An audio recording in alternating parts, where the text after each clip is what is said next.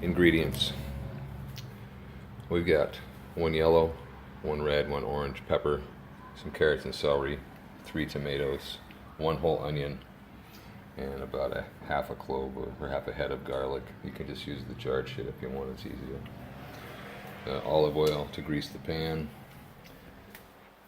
2 large cans of tomato sauce, a medium paste. I always grab an extra small paste in case I need to thicken it up more.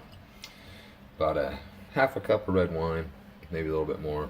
About a 1/4 cup of red wine vinegar, salt, pepper, oregano, Italian seasoning, and then cayenne pepper ground. It's just crushed red pepper.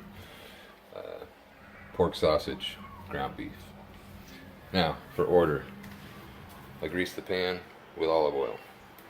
I throw the onions and garlic in first. I want those to cook down. I don't want them to be crunchy. I want them to be soft. So I cook those for a little bit first. Then I add the peppers because I want those to cook down a bit too, but I don't want them to be gooey. So I let those cook for about 3 or 4 minutes. And then I add the carrots and celery.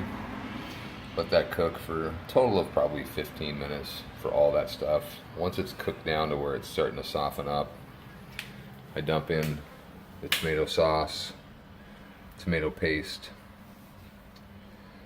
red wine vinegar. In a separate pan, I put the ground beef and the sausage in. I season the crap out of it with salt and pepper, oregano, all the seasonings there. Once it's cooked, I grind it up into small pieces with a little thing. You can just use a spoon, whatever. Once it's all cooked down, I just add it into the sauce.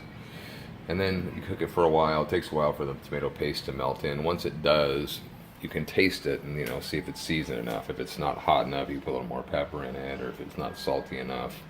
You get the idea. It's really simple. And then once you're there, you just keep adding things until you get the taste the way you want it. That's it, man.